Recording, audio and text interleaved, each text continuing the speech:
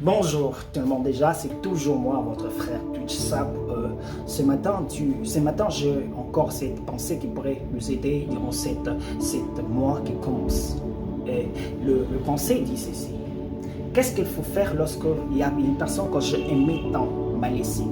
Quelle est de bonne manière? Comment devrais-je conduire? Comment devrais-je être? Parce que cette personne que j'ai aimée m'a laissé. La première manière que tu dois être, c'est justement que tu dois pas commencer à vivre dans le passé. C'est difficile d'oublier la personne qu'on a aimée, mais ce que tu dois faire, c'est justement lui trouver une place dans ton cœur et tu le mets d'amour. C'est fini, cela fera en sorte que tu arrives à guérir. La guérison prend du temps.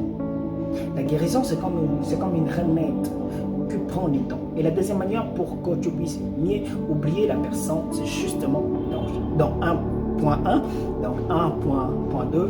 La deuxième façon, c'est justement de trouver une autre personne. Tu ne dois pas remplacer la personne que tu l'as aimée ou la personne qui t'a laissé, mais tu dois être avec une personne et tu dois faire en sorte que l'amour que tu avais. Je sais que au début ça peut être difficile parce que c'est normal. C'est normal, le cœur a aimé une personne, le cœur a voulu être avec cette personne-là. Mais il y a des circonstances, il y a des choses qui font en sorte que ça ne puisse pas marcher. Et la personne a décidé autrement. Il a décidé de te laisser. Et ce que toi tu dois faire, c'est justement d'être avec une personne. Être avec une personne fait en sorte que cette personne ne sent pas que toi tu es dans un rejet, tu es dans une regret. Donc tu regrettes d'être dans une relation qui n'a pas abouti. Mais tu es là parce qu'il y a fallu que tu sois dans une relation. Et c'est que tu es et tu dois faire en sorte que la personne se trouve mieux et se sente vraiment à l'aise. Donc, deuxième point, c'est justement que tu dois beaucoup plus t'améliorer. Tu dois te développer d'autres façons que tu ne le faisais pas. Donc, prenez du temps d'aller voir tes amis, être heureux, faire en sorte que tout ce que tu as vécu puisse ne pas t'affecter. Donc il y a certaines choses qui nous affectent négativement parce qu'on avait aimé une personne et cette personne part, on sent dans notre cœur on sent un vide qui est laissé là. Mais ce qu'on doit faire, c'est justement remplir cette vide. Des fois, par précipitation, on fait de mauvais choix. Par précipitation, on veut remplacer la personne qu'on nous a aidée. En réalité, on ne remplace pas la personne. On ne remplace pas une personne qui t'a laissé.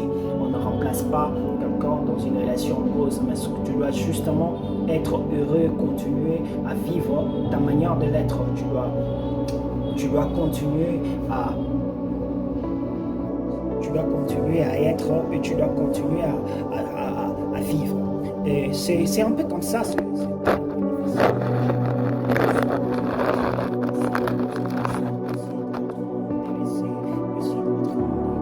Abandonné, tu te poses des fois d'autres questions, tu te dis même des fois qu'est-ce que tu dois faire, est-ce que tu étais vraiment amoureux de cette personne. Tu dois comprendre des choses. Avant cette personne, tu as déjà vécu. Et après cette personne, tu vas continuer toujours à vivre. Ça fait mal, mais cette mal peut devenir un bien. J'ai appris dans la vie que par les mal, il y a toujours le bien. Quand on parle de la négativité, il y a toujours la positivité qui est cachée dedans. Pourquoi tu dois te poser des questions? Première question que tu dois poser, pourquoi cela est arrivé? Qu'est-ce que cette relation m'a enseigné? Dans une relation, il y a quelque chose qui nous enseigne. Si ça ne nous a pas enseigné, qu'est-ce que nous avons appris? On a appris quoi dans cette relation?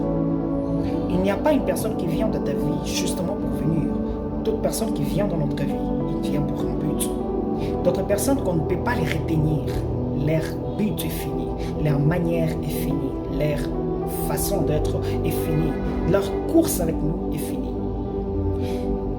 Ça peut être difficile parce qu'on a voulu être avec la personne, on a voulu continuer d'être avec une personne, on a planifié un avenir avec cette personne, mais du coup cette personne décide de nous laisser parce que son temps est fini, son temps n'est plus avec nous.